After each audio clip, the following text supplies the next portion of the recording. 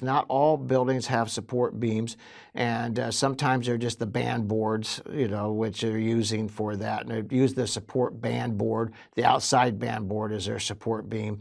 Also for a cantilever, they'll use that, and that's where a lot of where the cantilever is where it's the beam, and you'll see this shortly, and where the wood extends, the floor joist extends past it. And there's ways of properly doing it. And then once again, follow your codes, no matter what anybody else says. And I know there's a lot of whiz-bangs out there calling themselves carpenters. A lot of them. They're going to tell you that codes, that this is just fine. I hear it all the time. This is just fine. It's going to be just fine. No. If there's a code, you just check with your local municipal and find out what it is. That's what you follow. I don't care. Because codes have already been an engineered product, so the end result. So just follow that. Good advice. And don't listen to the whiz-bang that tells you whatever's fine if it's not the code. So let's move on over here. And here it is. I'm going to show you what one of these whiz-bangs do. Right here. Look at this. Look at it. See right here? So what he did is he got his post cut too short for the notch. Everything looks pretty good here. You got your bolt here. You got it notched out. These are sitting down, but because he didn't get it right, he had to put a little bit of wooden shim in there.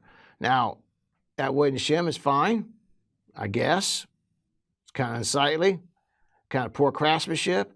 Worst part is, if it's not secured in there, and this is not, it's just wedged in there, it's going to come out. And it's going to come out, and that bolt right here is not enough to carry that load.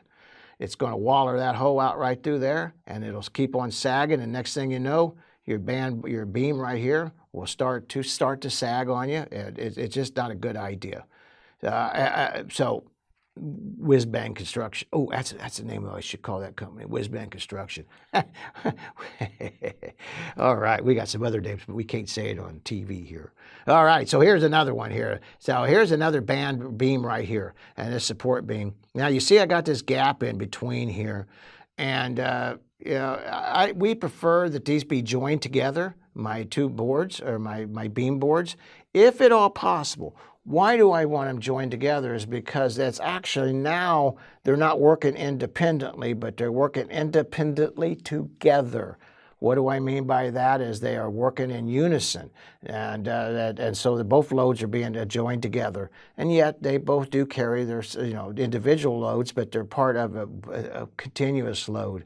This and a lot of times what carpenters will do is if we just even sandwich it together, but now if it's inside of a home, we'll put a 1/2-inch spacer so we have our 3.5 inches. But in this case here, exterior, which is great to do, it even makes it even stronger. But in this case, this was fine. But and then of course you want to secure your we're going to get into more of codes and stuff in another video, another section of this, not of this program that we're doing today, but in other programs in the future. And we're going to talk about nothing but anchors, but we're not going to get there today. We'll get into that another day because we only got so much time to get so much for you folks today.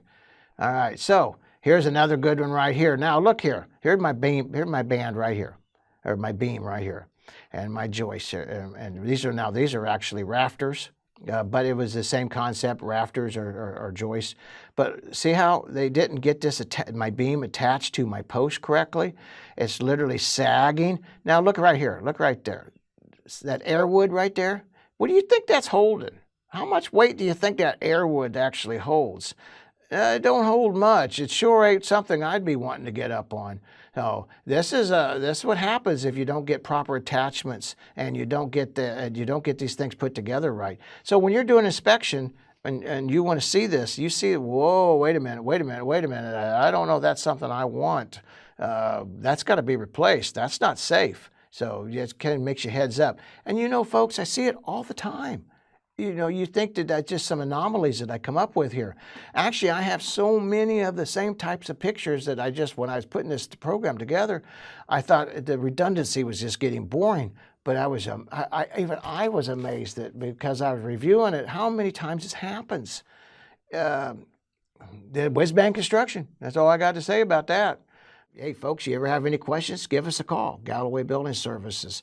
We'd love to help you. And hey, if you like our videos, hit like and subscribe, share with your friends, the more we can share with other people, the more that, you can help. For one, it shows that you know what you're doing, and it helps everybody out there learn more about how to be safe and how not to get ripped off. Well, thanks, folks. Appreciate you watching our videos, and my blessings to you all.